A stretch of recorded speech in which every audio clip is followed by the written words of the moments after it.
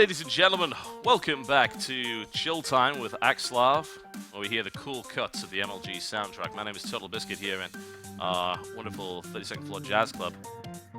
That's right, of course, always trying to mix it up here. Scarlett just won Game 2 against Revival, tying the series up to 1-1. Of course, the loser of the series drops out and has to go through that Challenger division to try to make it into the second season of Premier League. The winner will go up against Suppy for a chance to advance into the playoffs in that top 8 spot. Top 8 spots, huge amounts of money on the line even for top 8. I think that people have really got to look at the prize pool and just realize how important these spots actually are. Not only that, but if you reach top 8, you don't fall out of Premier Division anymore. That risk is not there. So not only do you get a big sack of gold bullion, I assume that's what Blizzard issues it in. I mean, that would make perfect sense. It's either that or Bitcoin, I can't remember which. And then you get to stay in and play another season, which is ideal. Whereas the Challenger bracket, it's full of sharks, there's bears, there's tigers everywhere. There's so many scary players in there, but hungry foreigners and terrifying Koreans are down in that Challenger bracket, just waiting for these guys to descend. So one of them will advance to play against Suppy. And I'm not so sure about this series anymore, honestly. It's really hard to call. If Scarlett is able to pull out another brilliant build like that, then Revival's going to be in a lot of trouble. However, if Revival is able to play against something a little bit more standard, where he seems like he's way more solid, then this is going to be a difficult match for Scarlett.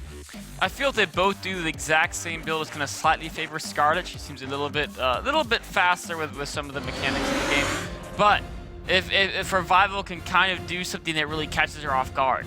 In fact, both players, the first game, the Masked Queen's really caught off guard. In the second game, the Ultralisk, Revival's like, what?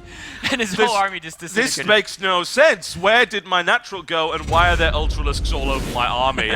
It was so well played. That is a cool build, and I'm so glad I didn't play Zerg, because if I saw that on the ladder, I'd just quit StarCraft.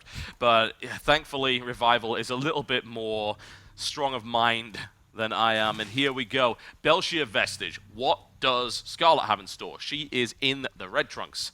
She is playing Zerg to the northwest versus her opponent to the southeast position. Revival. What are you doing? He's gone a 9-pool. He is in the blue trunks to the southeast. This is interesting. I haven't seen a 9-pool on a 2-spawn map for a little bit. It is a recognition that the last map she did go hatchery first, and the 9-pool versus hatchery first, what usually happens is if the 9-pool Zerg is conserved, they just go ahead, they'll kill the hatchery, and then it'll kind of stabilize things. Because if you don't kill the hatchery, go straight to the main, it becomes this little kind of micro war, and a lot of Zergs nowadays are so good at microing drones against Zergans that if you can't get more than 1 or 2 drone kills, all of a sudden you're stuck with an opponent who has more drones and 2 hatcheries. Yeah, I mean, it's a risk as well, because anytime Scarlett is building up a lot of resources here, is probably going to hatch. I mean, obviously that would make the most sense here. There are 6 things already on the way. Well, it's interesting, but yeah, I think that this is this is going to have to be a cancel, surely. So Scarlett's not going to be able to get into position to defend against this. One thing that's really key is how quickly she can identify the build. The Overlord, of course, will most likely see those Zergians crossing the map unless Revival takes a longer time crossing the map to go around Overlord spots, but no, he's going straight towards it. And that actually is the better move, Scarlett because even if she sees it here, there's nothing she can do at this point. No, right? The build's already set. Yeah. It's a case of, right, okay, can I get Lings and a Queen out in time to save the hatchery? It's not about fighting now. These Lings will still take a while to kill a hatchery that's currently in production. Can that be actually done? It's a good question. If she saves it, great. I mean, if she cancels it, it's pretty bad, but she does still have that drone lead. The thing is that she's not going to want to cancel it yet, because if she does, Revival goes straight to the main base. That's right. I mean, the hatchery is going to be canceled. As long as Revival goes forward, which he is, the hatchery is going to die. But like you said, she's going to wait till last second to utilize that cancel. And now we're in a situation where Revival is expanding, so he has a slightly faster expansion timing than Scarlett. But Scarlett's already mining gas, so she'll have a little bit of a tech lead, and she's got a couple extra drones right now. Interesting move here by Revival. Could be an error, actually, but it looks like it's not going to make too much of a difference. There were a couple of Lings that went off to chase the drone, but here it goes. Good start for Scarlett here. Pretty good engagement. Currently 8 Lings to 5. Some spawn. That Queen's about to be out. This is a really good defense here from Scarlett. she did lose 3 drones, which is more than you would normally want to lose if you already given up the hatchery as well. So, you know, not 100% happy, but she can't be too sad about the way things are right now. Should have been a lot worse, right? It could have been. As it is, she's down by 2 drones with a later expansion. But she does have that gas going for her, and she can catch up in drones with the Queen and the Larva Injects, of course. Yes, exactly. So it's an interesting situation. Obviously, that 9-pool build not really necessarily designed to kill anybody, but to put your opponent in a certain position to give you an advantage going into the mid game.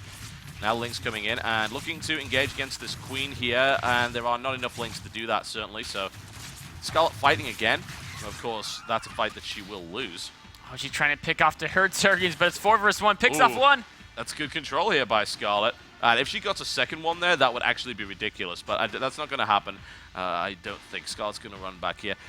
I wonder if she could make anything out of the speed advantage and the Baneling Nest. As you said, there's like... She has the gas, yeah? Yes. She was able to mine gas, and Revival hasn't. That means Banelings are a possibility. Speed is already on the way.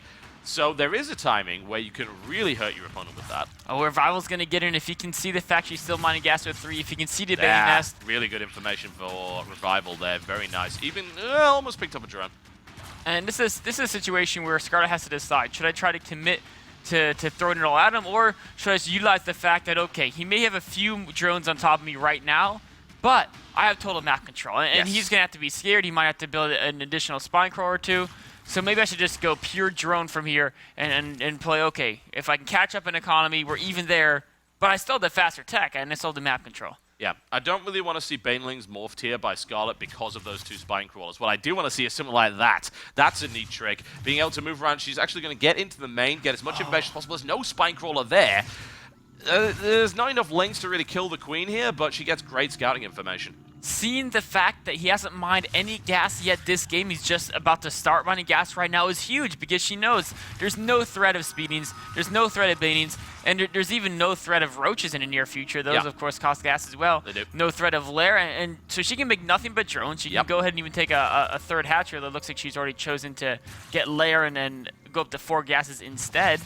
But I think she's going to be very happy with that scout. Yeah, I certainly think so. That was a really nice move there. You might think, well, it would be nice if she kills some drones. Well, yes and no. I mean, in that situation, why take the risk? The scout is more important. Got to see straight up to lair here for Revival. I mean, that's where his first 100 gas went. We're not even seeing speed from Revival yet. So, as you accurately pointed out, Scarlett is under no threat whatsoever. The one thing that she still doesn't know is if he's going to go for roaches or for meatless. Exactly. I mean, she knows he's going up to lair, but it could be either one. Given, you know, how he's been playing so far, she probably is going to assume it's roaches because every single game is pretty much been roaches. Yeah. But this would be the one game where he might not, though. I mean, she is mining 4 gas, but there is an Evo chamber there as well, so it probably pretty much will be roaches by the looks of it. Yes, he is going for roaches. She's going for a spire as well as a third hatchery. And, you know, Revival's third hatchery could actually be a little exposed. It's kind of dangerous taking out there. Remember, he doesn't have speeding, so... Yeah, there's nothing to stop her from just crossing the map with a couple speedings and killing that base. It's very hard for roaches to cover all the angles because he didn't build... He tried to hide the roach war in Evo chamber. Yeah. So there's no wall, which means, yes, he does have 3 spines, but like 15 speedings could just run straight into his main right now, and he just lose a lot of drones. Revival's now moving out to place a spine crawler. Lovely use of the Overlord there to spread the creep to make that happen. Nice surround of the Queen, though, and Scarlett's going right for it, recognizing the weakness. Oh, surrounds the spine! But, of course, with the roaches there, she can't quite kill it. That would have been beautiful if there was nothing there to stop it from happening, but... yeah, this is now a position, of course, where she can try and pressure Revival, is going for that Spire play. Revival with the Overseer has scouted the Spire, getting this double Overseer scout he does to make sure he knows exactly what's happening. Love it. But this time, instead of going for a Roach Queen Hydra type push, he's actually going for that third base, and he's going for Infestation Pit, so we could see some Infestor play coming out. Oh, yeah, and here it is. There's the nice little run by coming in, doing some pretty decent damage. Even the mining time's a pretty bad thing, but already some damage being done. Good, decent, actually, yeah, pretty good control by Revival, to be totally frank. So it didn't do a huge amount. Again, gets scouting information, sees timings, harasses a little bit, and now, of course, the Mutalisks are in play. And are there any Spore Crawlers? He's building 7 right now. And Spore Cars kill Mutalisk so fast. Yes, Look at they that. do. Oh, 3-shot into Mutalisk. Yeah, they 3-shot Mutalisk. They're basically laser-powered these days. Not a good idea to go with them. And we are seeing some players start to incorporate a lot of spores. The problem is when you build a lot of spores, what does your opponent build? Loads of Zerglings, because it turns out you've got less drones and you just built a bunch of stack defense that can't shoot Zerglings. But if you invest a lot in Mutalisks, they're still going to be a pain.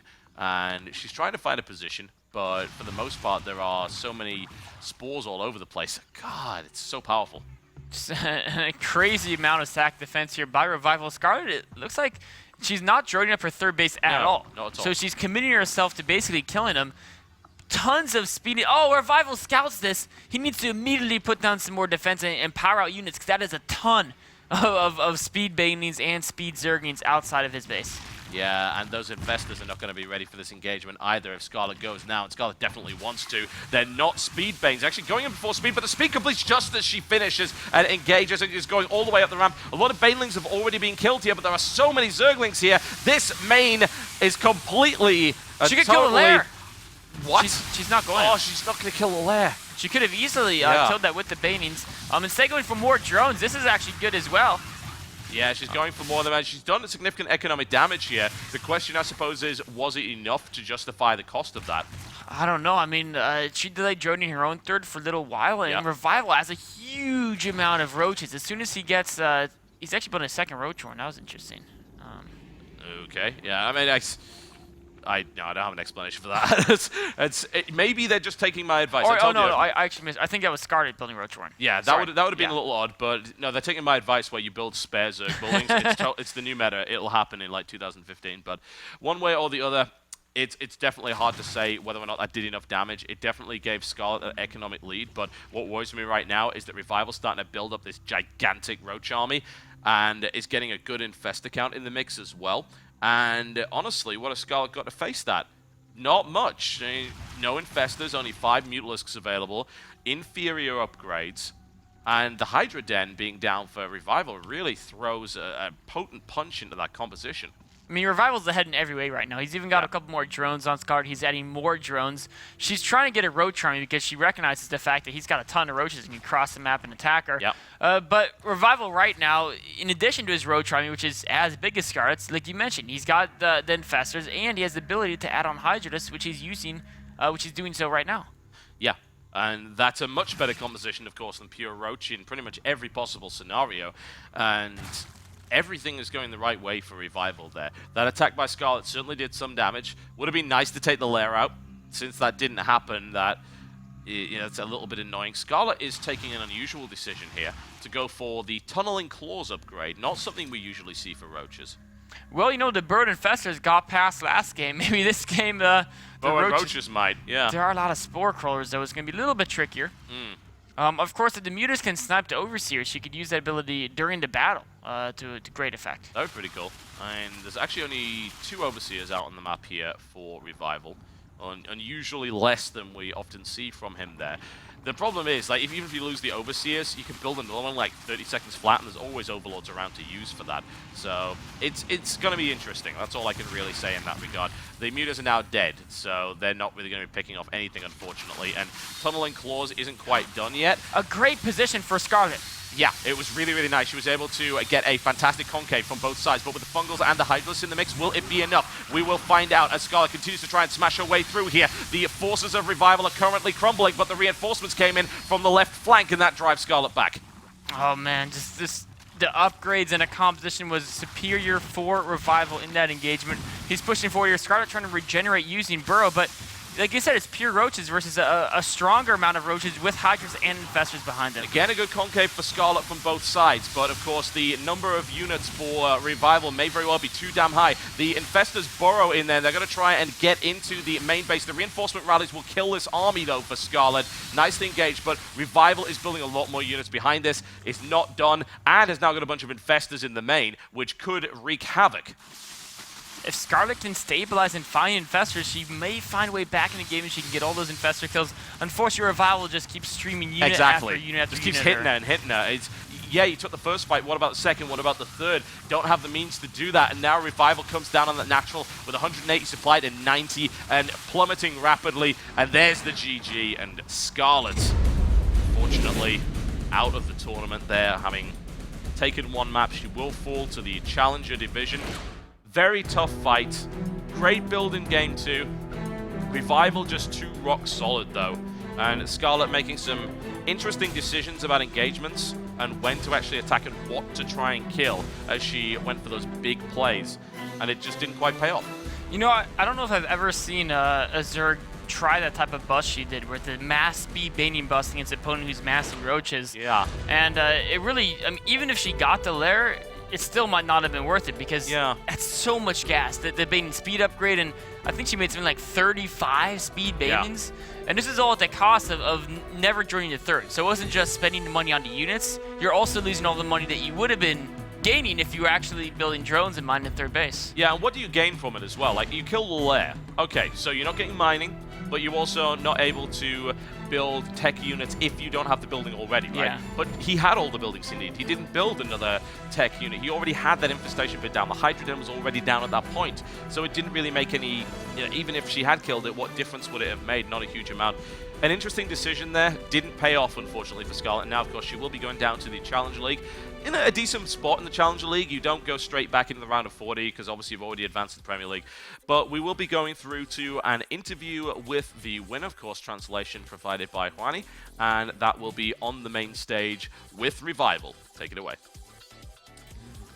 Thank you so much, Total Biscuit and axslav. Great commentary once again, and I am here with our winner of the losers match, of course, Revival, taking the 2-1 over Scarlett.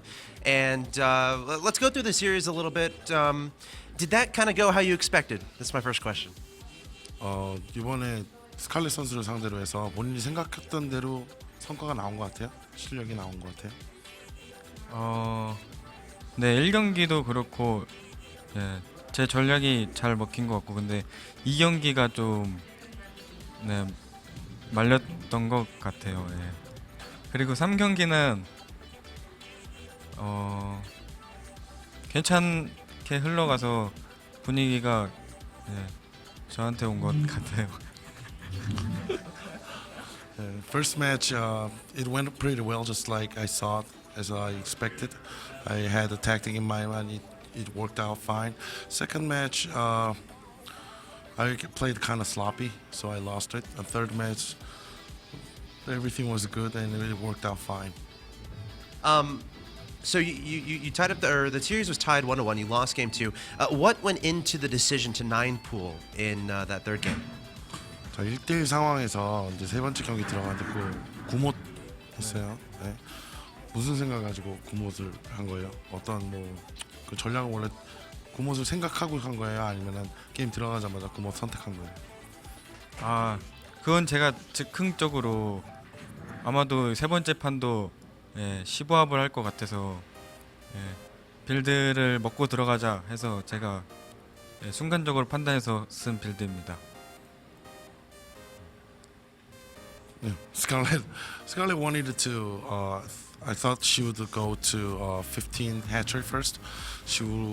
I pretty much thought that she would go to 15 hatch first, so that maybe I should go on aggressive in the beginning, so that I can be ahead of her.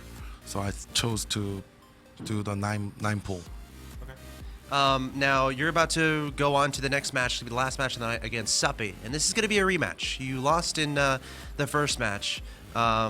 How confident are you feeling going into this a rematch with Suppy? 자, 서피 선수는 이제 재경기를 하는데 지금은 이제 어때요? 이제는 자신감이 있냐? 한번 졌는데. 아까 제가 이길 수 있는 경기를 안타깝게 져가지고 굉장히 아쉬웠던 것 같아요. 이번에는 실수하지 않고 최선을 다하겠습니다. I had a match when I was playing against Sophie. I was very far ahead, but then I lost it. So I blew that away. I blew my chance to win. So I'm not gonna make any mistake in order to win this time. All right, thank you and best of luck. Of course, guys, coming up next, we're going to have Revival himself versus Suppy, the winner. We'll advance to the WCS America round of 8. Guys, stay tuned. Suppy versus Revival coming up next.